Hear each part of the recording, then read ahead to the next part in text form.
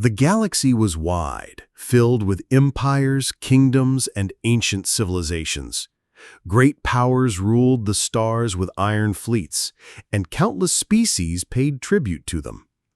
Among these powers was the great Zarathian Empire, 1,000 worlds strong, older than many suns. To them, everything beyond their maps was wilderness, unworthy of notice. They did not know about Earth. For humans, space travel was still new. Their ships were smaller, their colonies fewer, but they were ambitious. They wanted to see what was beyond. One of their fleets, a group of explorers and traders, set out to chart new stars. They did not know that by doing so, they had crossed into the territory of the Zarathian Empire. When the first human ship appeared near a Zarathian patrol station, the aliens were shocked. A ship with strange markings, strange signals, and a crew of unfamiliar biology entered their system like it belonged there. The Zarathians quickly sent a warning. "This is Imperial space. You are trespassing. State your species and surrender for inspection." The human captain, a woman named Sarah Lynn, blinked at the message. She had never heard of the Zarathians. She only saw a group of oddly designed ships on her screen. Calmly, she sent back a reply. "Hello there. We're explorers from Earth. We didn't know this place was taken. Don't worry, we're just passing through." The Zarathians stared in disbelief. No one spoke to them like that. The Empire was feared. Even mighty civilizations bowed when Zarathians gave orders. Yet here was a human captain speaking like she was introducing herself at a dinner table. The patrol commander, insulted, repeated the warning. "You are violating Imperial law. You will power down your vessel immediately, or we will destroy you." Sarah frowned, then sighed. "Listen, friend, we're not here to cause trouble, and threatening us isn't a good way to make friends. We'll move along, all right?"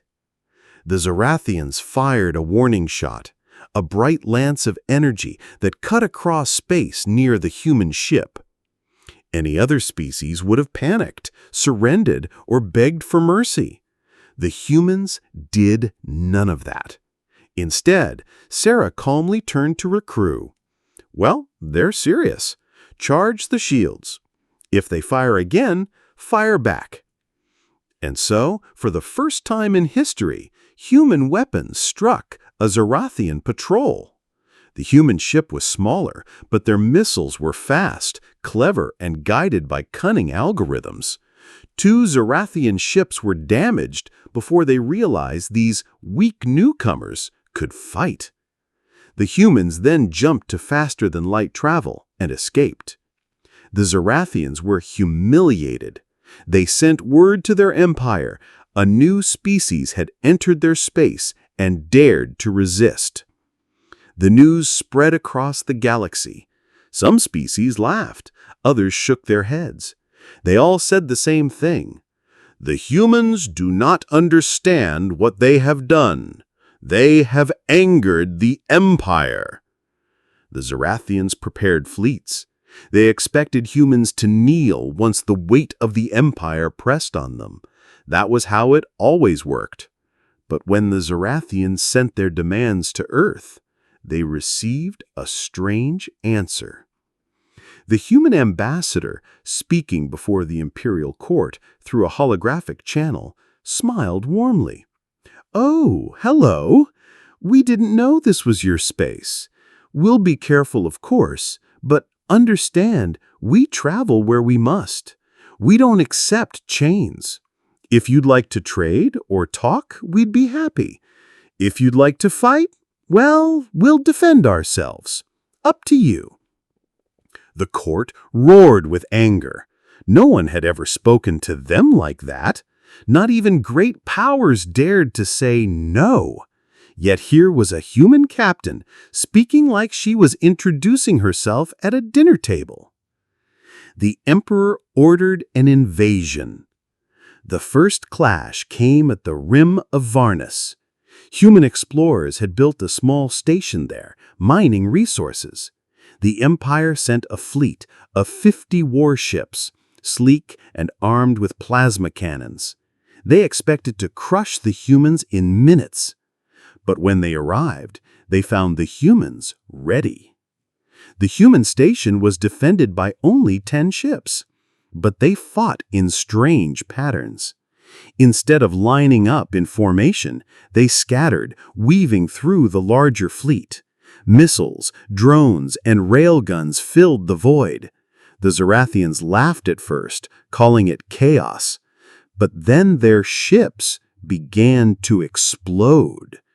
Humans were not stronger, they were not faster, but they were unpredictable. They fought like no one else. They turned every scrap of metal into a weapon, every piece of debris into a shield, every failed plan into a new opportunity. The Empire lost a third of its fleet before retreating. The galaxy watched in shock. Other empires whispered, "Perhaps the humans are not weak. Perhaps they are dangerous." But what made humans truly different was not their weapons.